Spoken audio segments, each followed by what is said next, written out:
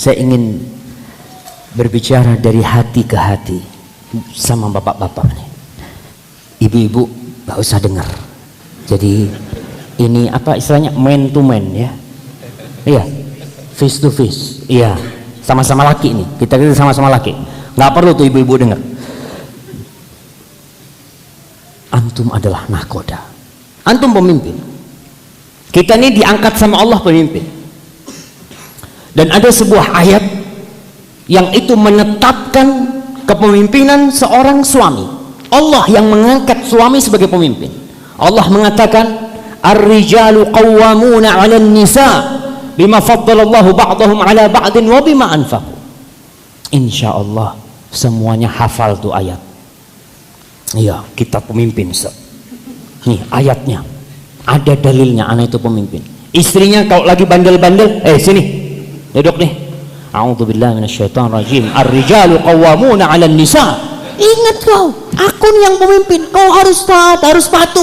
Duduk sini. Ana mau jalan. Seakan-akan seperti itu pemimpin. Allah Subhanahu wa taala menjadikan suami pemimpin karena dua hal. Yang pertama, karena suami memang Allah ciptakan cocok, memiliki kriteria kepemimpinan itu ada. Allah tidak memberikan hak cerai kepada wanita. Hak cerai tidak diberikan kepada wanita. Kenapa? Kalau hak cerai diberikan kepada wanita, insya Allah kemungkinan besar nggak ada yang punya istri. Perempuan itu perasa. Kita nanti lagi akan memahami bagaimana seorang wanita itu ya. Dia lebih perasa. Disakitin sedikit sama suaminya, mas, udah pulangkan anak, gitu kan. Kalau dia punya hak cerai, mas pulang kok ke rumah orang tuamu, gitu kan. Karena dia sedikit marah, sedikit emosi, sedikit sakit hati, langsung yang dipikirkan pulang ke rumah orang tuanya, pulang ke rumah orang tuanya. Itu wanita. Allah tidak memberikan hak itu kepada wanita. Wanita punya hak gugat cerai, tapi dia tidak punya hak menceraikan. Suami yang punya. Allah kasih kelebihan di akalnya. Itu yang pertama. Yang kedua, wabima anfaqu min amwalihim. Dikarenakan lelaki-lelaki itu memberikan nafkah kepada istrinya. Antum jadi pemimpin karena memberikan nafkah dan punya sifat kepemimpinan. Seorang wanita tidak punya kewajiban bekerja untuk menafkahi rumah tangganya, nggak ada. Siapa yang berkewajiban memberikan nafkah? Suami. Suami yang harus kerja.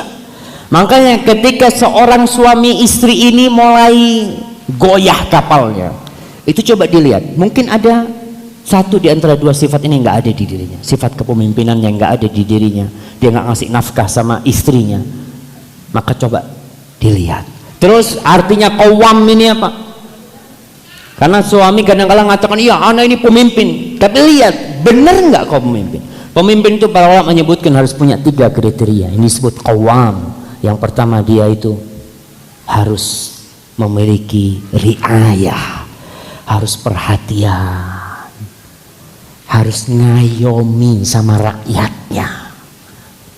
Kalau tidak ngayomi sama rakyatnya, nggak perhatian sama rakyatnya, pantas rakyatnya nggak taat, ribut terus. Karena mana? Kok katanya pemimpin, kok tidak pernah perhatian sama anakmu, tidak pernah perhatian sama istrimu. Yang kedua, himayah, ngelindungin istrinya. Dilindungin dari siapa? Yang pertama, dilindungin dari dirinya sendiri, dari amarah dia, dari emosi dia. Nih pesan Rasul, perempuan itu dari gelas-gelas kaca nih, harus dilindungi. Yang ketiga, al-islah, perbaikin istrinya, dikasih arahan istrinya. Itu sosok seorang pemimpin.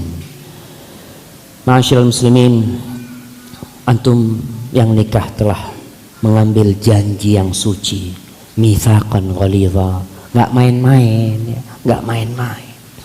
Jangan coba-coba ngambil anaknya orang bawa ke rumah, nggak cocok, nggak cocok, balikin. Subhanallah. Wa akhadna minkum mitsaqan ghalidha, dan kalian mengambil dari wanita-wanita itu mitsaqan ghalidha, satu perjanjian yang berat. Imsakun bima'ruf atau tasrihum biihsan. Kau jaga tuh istrimu dengan baik, atau kau lepas dia dengan cara yang baik. Itu salah satu makna mitsaqan ghalidha yang seorang suami harus menjaganya. Fattaqullaha fin nisa, bertakwalah kepada Allah dalam urusan wanita. Kita sekarang mau mengenal wanita. Ana tidak sok tahu ya, karena ana nikah baru 10 tahun lah, 11 tahun mungkin. Semoga Allah memberkahi pernikahan ana dan pernikahan antum semuanya. Ana mungkin tidak terlalu kenal sama istri ana.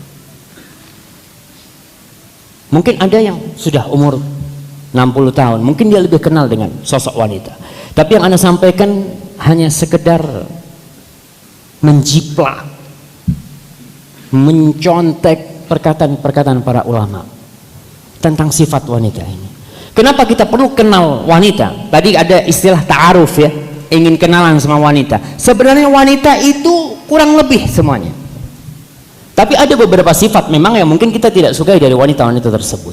Tapi secara umum ada sifat-sifat sifat-sifat apa Ustaz? Yang global, yang ada insya Allah di semua wanita. Tak kenal maka tak sayang.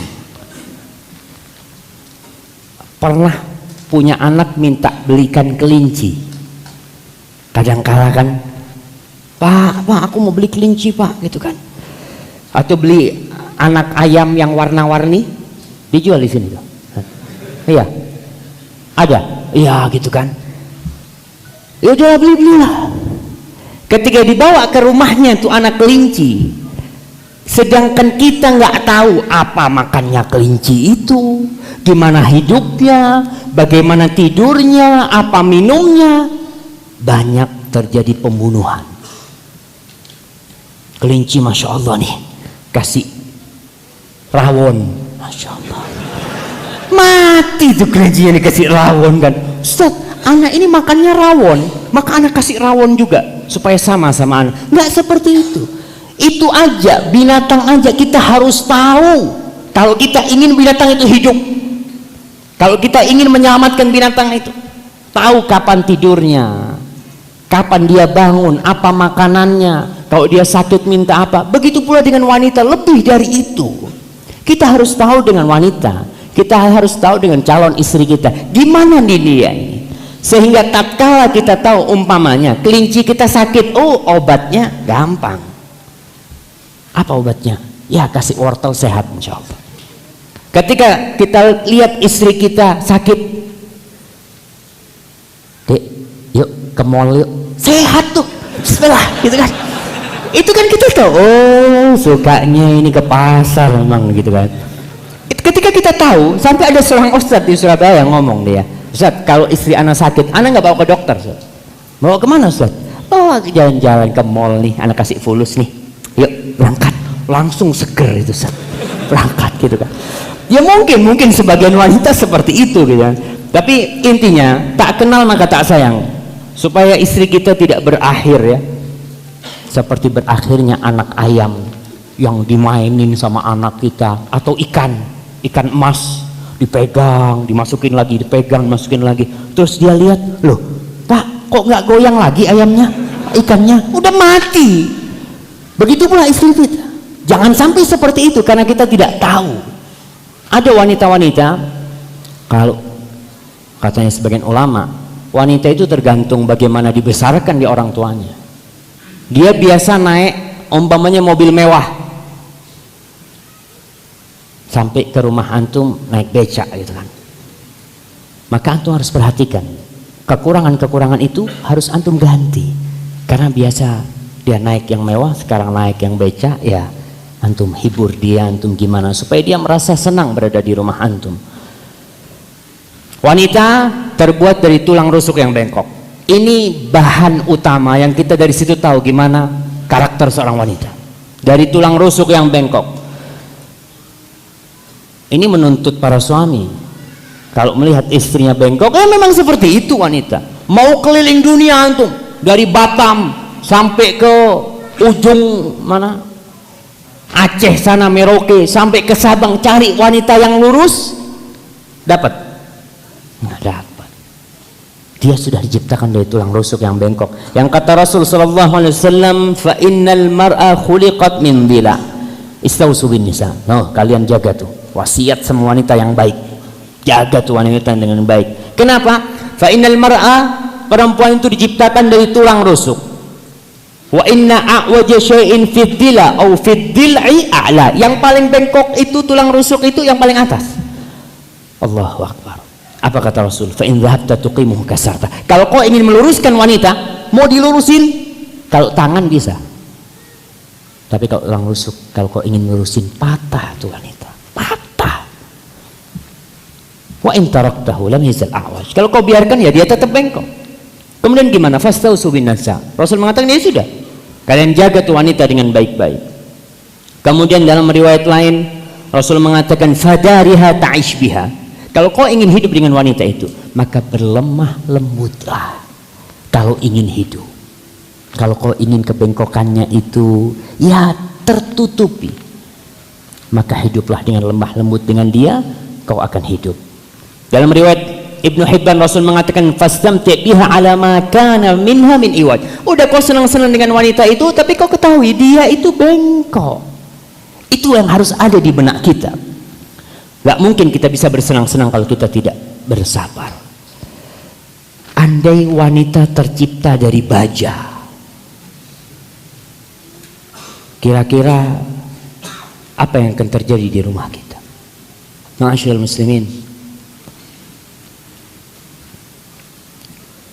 perempuan itu tidak diciptakan dari tulang kaki, tidak, supaya antum gak nginjek-nginjek dia. Perempuan itu tidak diciptakan dari tulang kepala, supaya dia nggak sombong atas suaminya. Perempuan itu tidak diciptakan dari tulang kanan sehingga ya untuk ngambil-ngambil perintah-perintah aja. Tapi wanita itu diciptakan dari tulang rusuk nih. Yang tulang rusuk itu selalu ditutupi dengan lengan kita. Supaya apa? Supaya antum jaga tuh wanita.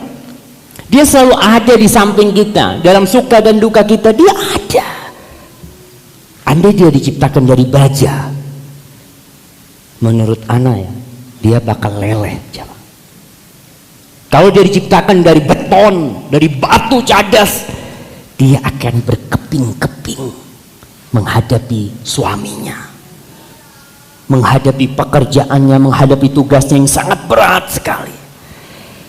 Terus terang, ketika ana membaca sebuah buku di perpustakaan Masjid Nabawi, ana masih ingat detik-detik membaca buku itu tentang wanita. Ana baca, subhanallah, hati ana benar-benar, ana, ya Allah, ana zalim sama istri ana.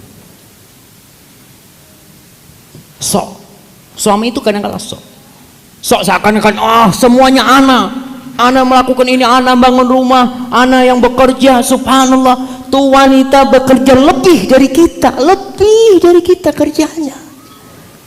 Kita maunya sampai rumah langsung dilayanin istri kita. Ketika dia ditinggal sama kita, sama siapa dia di rumah? Sendirian dia di rumah. Ngobrol sama siapa? Sama benda-benda mati di sana dia, di rumahnya. Ketika dia punya anak, dia harus ngurusin anaknya. Ketika anaknya tambah 2, 3, 4, semakin capek istri kita. Dan ketika hamil, subhanallah, ketika hamil para jamaah, anak pernah tanya sama dokter, dok, perempuan itu dok, berapa kilo yang dibawa di perutnya? Kata dokter, kalau selesai 7 bulan, setelah 7 bulan, itu 10 sampai 15 kilo. 10 sampai 15 kilo yang dibawa di perutnya. Ada air ketuban, ada ari-ari, ada anaknya. Dan subhanallah, dia tahan bawa itu. Dalam kondisi hamil dia masih harus melayani suaminya. Suaminya marah, dia harus dengarkan. Suaminya minta ambilkan tas, ambilkan sepatu, bikinkan kopi, mana makanannya, mana ininya, tetap dia taat lakukan hal itu. Anak ketika mikir, ya Allah, zalim. Kadang-kadang merasa sudah berbuat baik dengan wanita. Maka kenapa ya Rasul itu benar-benar mewasiatkan kepada kita, jaga tuh wanita, itu makhluk yang lemah. Gimana kalau anaknya kembar? Berapa yang dia bawa? Kemarin di Surabaya saya berjumpa dengan seseorang yang anaknya itu 3. Yang pertama, iya kembar 3 ya, 2,7, terus 2,5, yang terakhir 1, berapa. Saya pikir tuh sampai suaminya ngomong, Ustaz, sampai pecah-pecah Ustaz, perut istri anak itu Ustaz. Seperti itu beratnya wanita. Antumlah coba sekarang pulang dari sini, ambil tuh paving di depan, pasang tuh di perutnya tuh. Ana kepingin ngerasakan. Coba antum keluar dan rasakan. Ketika itu kita akan sadar betul ternyata. Ya, kerja dia 24 jam. Nggak ada berhentinya jamaah.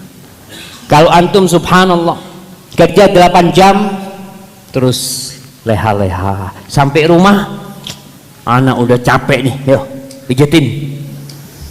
Kayaknya istrinya dari tadi tidur doang di rumah. Dia capek ngurusin anaknya. Bahkan subhanallah ketika tengah malam tuh, anak selalu bayangkan ya seorang ibu ya, ketika tengah malam dia bangun, anaknya nangis, si suami ngapain? Dengan gulingnya bantalnya, mas, anaknya nangis. Itu tugasmu, bukan tugasku. Allahu Akbar. Ya coba dihargain kalau itu memang tugas mereka. Ma'asyiral muslimin, beberapa waktu yang lalu saya mau mendaftarkan kakak untuk memperpanjang paspor. Kemudian ada kan online itu suruh milih pekerjaan. Kakak perempuan kerjanya nggak ada, ibu rumah tangga. Saya cari tuh ibu rumah tangga nggak ada.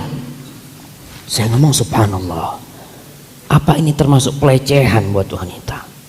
Kok nggak ada ibu rumah tangga di sana? Yang ada macam-macam yang ada. Ada yang penari, penyanyi, buruh, penjaga toko, SPG, apalah macam-macam gitu. Kok ibu rumah tangga? Padahal itu jauh lebih terhormat daripada mereka. Dan kerjaannya merangkap. Seorang wanita itu kerjanya merangkap. Coba kita lihat. Dia itu wanita sebagai pembantu di rumah. Pembantu ada, kerjaan pembantu ada. Dia itu sebagai koki, sebagai tukang masak. Kemudian dia itu sebagai penghibur. Siapa yang menghibur anak-anaknya? Ibunya. Dia itu sebagai hakim. Ketika anaknya ribut dua ini bertengkar, siapa yang jadi hakim? Ibunya. Dan dia sebagai guru. Istri kita itu guru di rumah. Bahkan itu guru pertama sebelum guru-guru yang di luar itu. Tapi anak juga benar-benar bingung, kenapa kok tidak ada ibu rumah tangga? Ya mudah-mudahan ke depan mereka meralatnya ya. Kalau KTP ada kan? KTP ada ibu rumah tangga. Tapi kenapa di situ kok nggak ada? Yang ada lainnya. Di antara lainnya ini macam-macam sudah. Yang benar dan tidak benar masuk ke lainnya. Sifat wanita selanjutnya dia itu pencemburu. Pencemburu ini sifat mulia sebenarnya. Orang cemburu itu, ana minum dulu jemaah. Bismillah.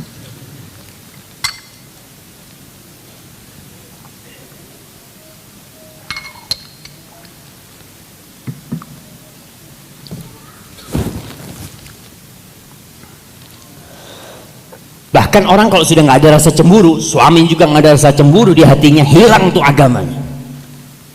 Tapi yang jadi masalah, cemburunya wanita ini beda sama cemburunya lelaki. Cemburunya lelaki biasanya untuk mempertahankan kehormatan.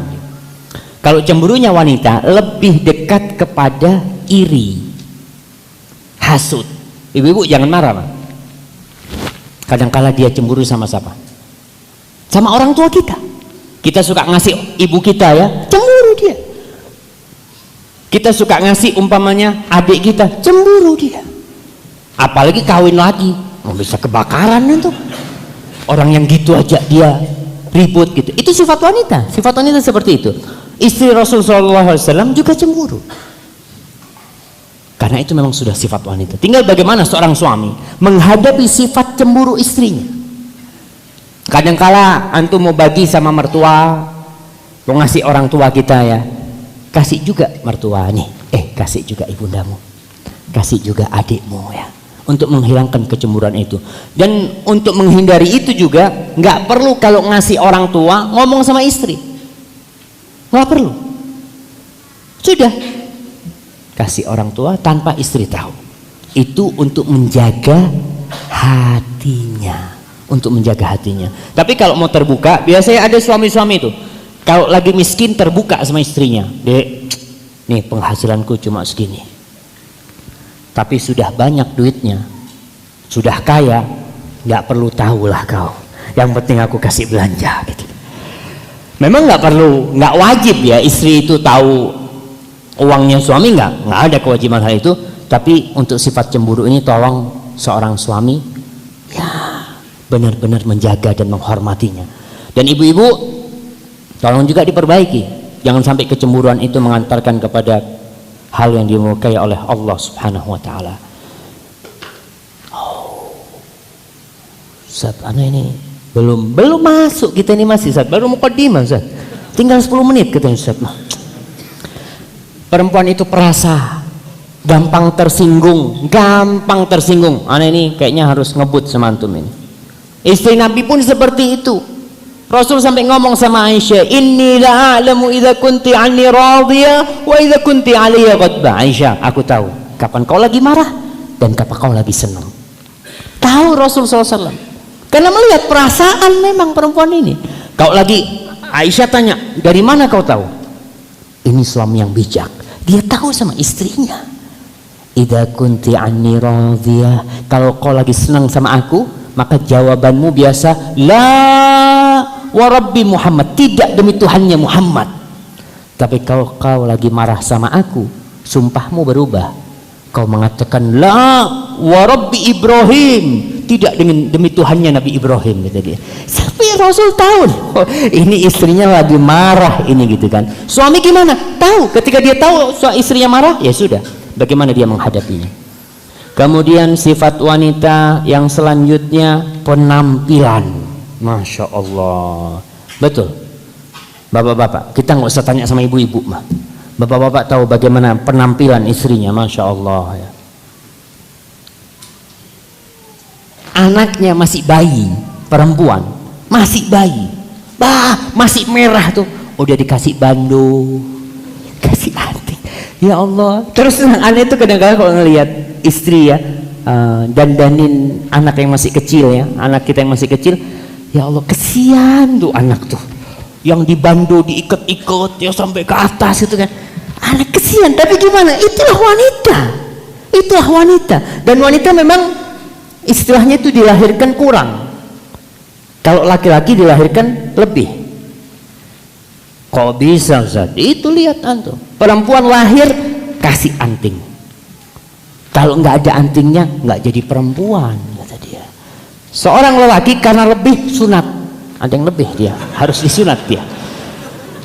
Tapi yang jelas perempuan itu Allah mengatakan awama yunasya'u fil hilyati wa huwa fil khisam ghairu mubin. Itulah wanita yang memang dia dibesarkan dengan perhiasan-perhiasan, sibuk dengan penampilan. Bapak-bapak kalau keluar rumah langsung keluar, yuk bismillah berangkat, anak tunggu di mobil, nunggu di motor sampai setengah jam, sampai masuk lagi, ayo aku tinggal kawan nanti gitu kan. Kenapa? Yang rambutnya, yang ininya, yang sepatunya, anak-anaknya maunya didandanin semua. Itu wanita. Jadi kalau antum melihat istri antum seperti itu, bersyukur. Kenapa? Istri anak wanita, alhamdulillah. Ya seperti itulah wanita. Ya sekarang kita masuk bagaimana. Ustaz, kita baru mau masuk ini Ustaz, ini kajian ya. Tapi nggak apa-apa, kalau suruh berhenti ya, mau gimana aja, ikut panitia. Ya hidup itu setengah isi setengah kosong, setengah isi setengah kosong lah. Rasul sallallahu alaihi wasallam mengatakan la yafraq mu'minun mu'minah in kariha minha khuluqan radiya minha akhar. Janganlah seorang yang beriman itu membenci istrinya yang beriman. Kalau ada perilakunya yang tidak dia sukai, bukankah ada perilaku lain yang dia sukai? Maka kalau melihat istrinya berbuat sesuatu yang nggak benar atau sikap-sikap yang tidak kita sukai, udah, kan ada yang lainnya. Pasti ada kelebihan di istri kita. Kalau nggak ada, antum nggak mungkin minang dia. Pasti. Tapi biasanya kekurangannya itu timbulnya tampaknya setelah menikah. Oh, ternyata istriku seperti ini, ternyata seperti ini, ternyata seperti ini. Ingat, kau juga banyak ternyatanya juga. Sama. Jangan dikirain cuma istriku, istrinya pun juga ngomong, ternyata suamiku seperti ini, ternyata. Tapi bagaimana hidup ini bisa berjalan, bisa harmonis? Karena saling melengkapi. Jangan melihat kepada kekurangan, lihatlah kepada kelebihan. Itu yang menyebabkan kenapa bisa jalan hidup ini. Kau bukan malaikat dan istrimu bukan bidadari. Selesai sudah. Kemudian anak ini harus manjakan istri. Subhanallah, manjakan istri dengan kata-kata yang indah. Perempuan itu tercipta dari tulang rusuk ya, tercipta dari badan, daging dan ruh. Ruh itu butuh sanjungan, butuh diserami dengan kata-kata yang indah. Biasanya kalau baru nikah, tadi kita katakan, Masya Allah, sayang, kasih, cinta, sampai di depan teman-temannya, sayang, gitu kan. Udah 5 tahun, Dut, gendut, panggil gendut istrinya. Alhamdulillah. Ya Zat, kan udah lama masa romantisan udah enggak. Subhanallah, hati-hati, tetap tuh. Rasul sallallahu alaihi wasallam mengatakan al-kalimatu thayyibah shadaqah. Kalimat yang baik, kata-kata yang indah itu sedekah. Dan siapa yang paling berhak mendapatkan sedekah itu? Rasul mengatakan ibda biman ta'ul. Mulailah dengan orang yang jadi tanggung jawabmu. Jadi sedekah perkataan itu keluarga kita, istri kita. Rasul kadang-kala memanggil Aisyah, ya Humairah, wahai yang kemerah-merahan. Ya muwaffaqah, panggil, pokoknya pilih kata-kata yang indah buat istrinya. Wahai yang pintar masak, gitu kan, sini masakin aku ya. Seneng dia kan, Masya Allah, dipanggil sebagai orang yang pandai memasak atau apalah. Itu Rasul sallallahu alaihi wasallam memanggil istrinya dengan kata-kata yang indah. Dan ketika Rasul ditanya tentang hak wanita, apa kata Rasul sallallahu alaihi wasallam? Wala tuqabbih wala tadribil wajh. Jangan kau suka menjelek-jelekkan istrimu, nggak boleh, walaupun istrinya jelek umpamanya, tetap tidak boleh menjelek-jelekkan istrinya. Nah, dan ingat, kenapa kau meminang dia kalau dia memang jelek? Pasti ada kelebihan, ingat lagi. Maka berilah kata-kata yang indah. Rasul sallallahu alaihi wasallam, subhanallah, beliau benar-benar memanggil istrinya dengan kata-kata yang indah. Maka panggillah istri kita dengan kata-kata ayu, elok, cantik, sayang, apa aja lah yang antum lihat itu kata-kata baik. Khususkan waktu untuk berbincang, dengan istri. Rasul sallallahu alaihi wasallam itu khalifah, beliau adalah pemimpin, beliau panglima perang yang urusannya urusan umat. Pulang ke rumahnya, beliau mengkhususkan waktu untuk istrinya. Dan butuh istri ngobrol sama kita, jamaah. Apalagi istri yang di rumah. Saya katakan tadi, di rumah 24 jam. Berangkat kita dari jam 8 pagi kita berangkat. Kita di tempat kerja kita, ketemu sama sohib, ketemu sama teman, macam-macam. Istri kita seharian di rumah aja. Nungguin istrinya datang. Nungguin suaminya datang. Suaminya datang langsung, Masya Allah bang, sini bang. Kadang-kadang dia minta cerita. Bang, ada cerita bang, ceritain lah bang. Rasul sallallahu alaihi wasallam itu bercerita sama istrinya, ngobrol sebelum tidur. Di hadis Maimunah, di hadis Aisyah, beliau mengkhususkan waktu untuk ngobrol sama istrinya karena dia memerlukan hal itu. Bahkan Rasul itu ngobrolnya panjang sama Aisyah. Kita kadang-kala sampai rumah, aku udah capek ya, mau tidur di kasur gitu kan. Bang, masa ditinggal tidur aku bang? Oh, aku capek kau tahu. Bismillah, subhanallah. Rasulullah SAW itu mendengarkan curhatan Aisyah. Curhatnya Aisyah. Aisyah pernah curhat sama Nabi, cerita tentang hadis Ummu Zara. Hadis ini panjang sekali. Kalau kita mau bahas hadis itu mungkin sampai Isya kita bahas. Kita lanjutkan sampai Isya. Sampai Isya. Itu Rasulullah SAW dengerin Aisyah cerita, didengerin. Dengar sampai terakhir, baru Rasulullah ngasih komentar. Sebagai pertanda dia hidup dalam cerita Aisyah. Kadang-kala suami kan dengar cerita istrinya sambil pegang guling.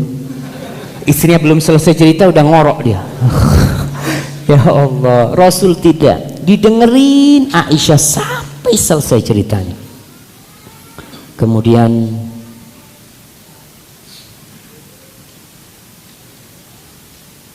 hargai pendapatnya. Istri punya pendapat, ya, dia kesian. Apalagi urusan rumah, urusanmu. Perempuan itu suka penampilan, tadi kita katakan. Dia mau gini, mau macem-macem, kepingin dia itu subhanallah rumahnya ini nggak ada kursinya, nggak apa-apa nih, nggak mau pakai kursi nggak apa-apa. Kadang kalau kepingin luas kulkasnya, bang, anak mau taruh di depan rumah ya, iyalah taruh depan rumah nggak apa-apa. Hak-hak dia lah, urusan rumah urusan dia. Hargai pendapatnya. Rasulullah SAW itu menghargai pendapat istrinya. Kemudian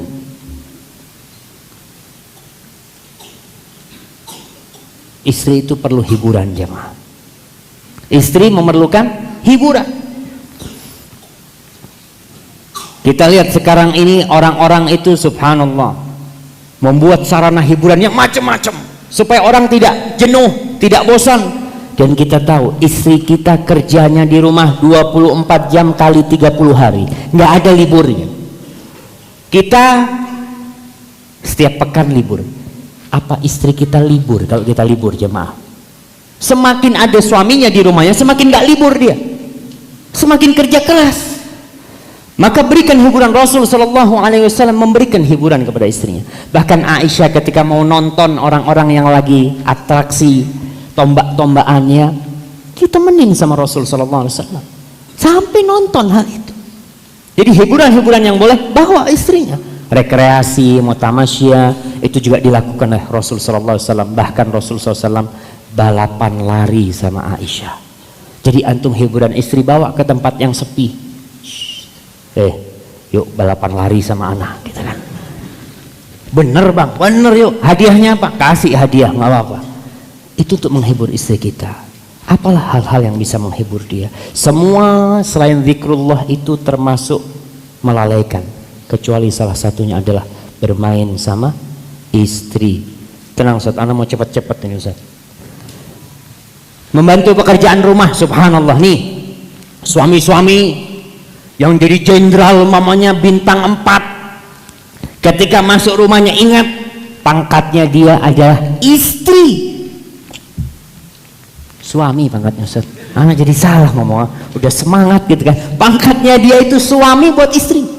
Suami, bapak buat anak-anaknya, anak buat orang tuanya, bintangnya taruh semua tuh, lepas tuh pakaiannya. Anak masuk sebagai seorang suami, masuk ke rumahnya. Dan Rasul SAW itu presiden, khalifah, masuk rumahnya. Apa kata Aisyah? Kana fi mihnati ahli. Yang dilakukan tuh membantu istrinya, jahit sandalnya sendiri, timbanya yang rusak dijahit sama Rasul Sallallahu Alaihi Wasallam.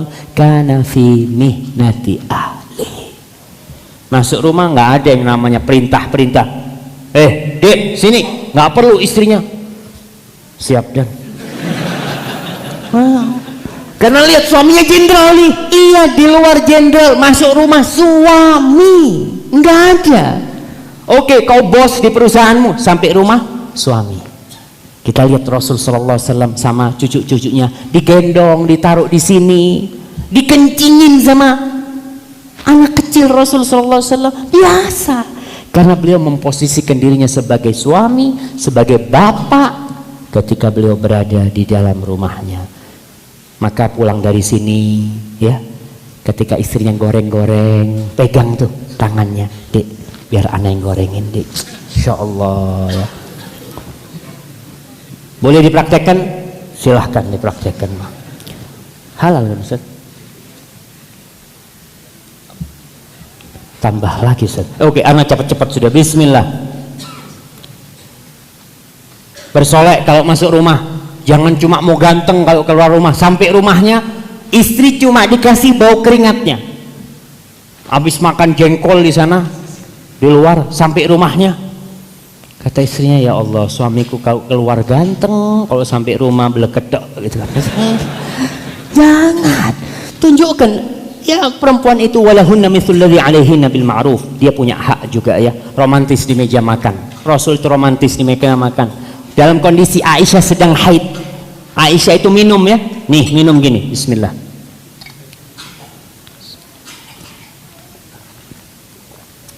Aisyah. Fatanawalaha Rasul SAW. Rasul ambil tuh gelasnya dan Rasul minum di tempat Aisyah minum. Sekarang kan sudah ada apa? Lipstik kan udah ketahuan kan? Tempatnya udah minum dari situ. Nggak perlu suami istri gelasnya dua, sendiri-sendiri. Nggak, anak nggak mau bekasnya ente. Anak, subhanallah. Rasul SAW gelasnya satu, gantian sama Aisyah. Dan bukan itu, Rasul minum di tempat Aisyah minum. Apa kata Aisyah? Wa ana haid. Aku dalam kondisi haid. Dalam artian nggak bisa dipakai Aisyah dalam kondisi haid. Tapi begitu romantisnya beliau. Kemudian aku makan daging tuh, yang daging ada tulangnya, aku kasih ke Rasul. Rasul gigit di tempat aku gigit. Subhanallah. Maka itu perlu di rumah nih, kalau makan sama istri udah makan satu piring lah, nggak perlu sendiri-sendiri piringnya. Boleh kan Ustaz? Nah, kemudian ada sunnah tuh yang mungkin banyak kita tinggalkan ya. Hadis riwayat Bukhari Muslim, kalau makan itu jangan diusap langsung pakai tisu, tapi dijilatin atau dijilatkan. Kita lihat ibu itu kadang-kala anaknya lagi makan dijilatin tangannya sama ibu itu.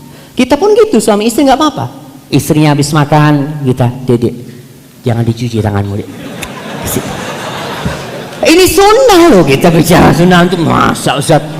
Tapi suami jangan sok gitu ya. Nanti makan di warung, Dedek, gitu kan? Ya nggak seperti itu. Tetap lihat kondisinya,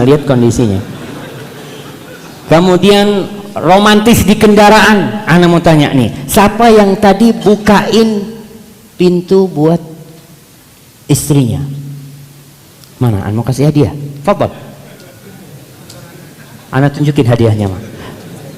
Masa semasjid nggak ada gini mah? Ustaz, ana naik motor Ustaz. Oke, yang naik motor gimana romantis sama istrinya? Pasangin helm. Tadi pasangin helm antum. Masya Allah, fatal nih. Anak kasih antum. Barakallahu fikum. Nah tuh pasangin helm, bukain helm istrinya. Oh, Masya Allah. Rasul sallallahu alaihi wasallam lebih dari itu semua. Di hadis Anas bin Malik, nah hadis ini sahih. Ketika Rasul sallallahu alaihi wasallam pulang dari Khaybar, Rasul menikah dengan Sofia. Bikinkan tudung di ontanya Rasul sallallahu alaihi wasallam itu. Onta itu kan tinggi. Yang pernah umroh, pernah haji ngelihat kalau naik onta itu ada tangganya. Ketika itu tidak ada tangga, maka Rasul sallallahu alaihi wasallam duduk Rasul sallallahu alaihi wasallam di samping onta itu. Sofia naik lutut Nabi untuk naik ke ontanya. Disaksikan oleh para sahabat keromantisan itu, jamaah. Subhanallah. Maka sekali-kali antum bukain pintu buat istrinya ya, sampai naik gitu. Jangan kalau bos aja dibukain pintu gitu kan. Kalau istrinya, ya kan anak yang bos. Kalau ente kan anak buah gitu kan. Tidak, itu istri. Kemudian di atas ranjang Rasul sallallahu alaihi wasallam, jangan ditanyakan bagaimana beliau begitu romantisnya bersama istri-istrinya. Kemudian lagi Rasul pernah memberhentikan pasukan, jamaah. Pernah memberhentikan pasukan untuk istri, pasukan perang. Hadis ini diriwayatkan oleh Aisyah radhiyallahu taala anha, diriwayatkan oleh Imam Bukhari, di mana Aisyah pernah kehilangan kalungnya. Rasul berhentikan pasukan perang itu, berhenti semua di sini untuk nyari apa? Nyari kalungnya Aisyah.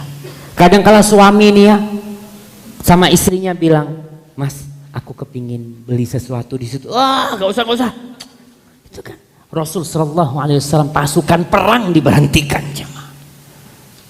Apa ada yang lebih romantis dari Rasul sallallahu alaihi wasallam terhadap istrinya?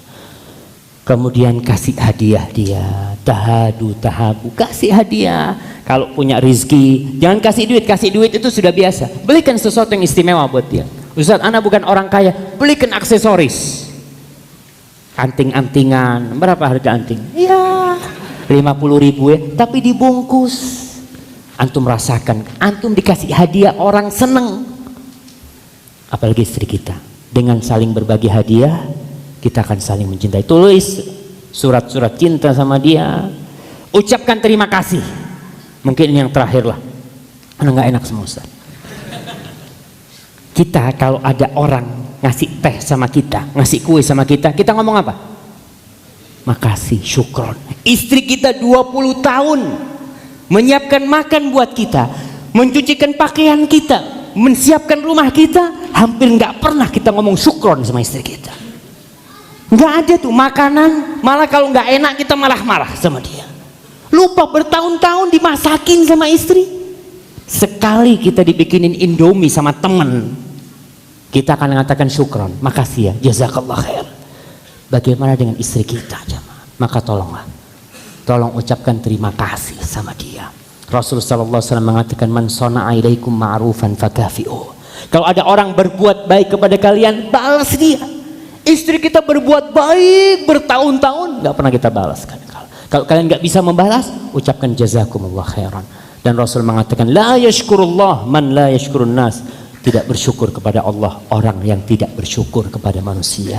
Istri kita berkhidmah kepada kita bertahun-tahun, maka tolong kalau dia nyediakin teh ya, dek makasih ya, syukran dek.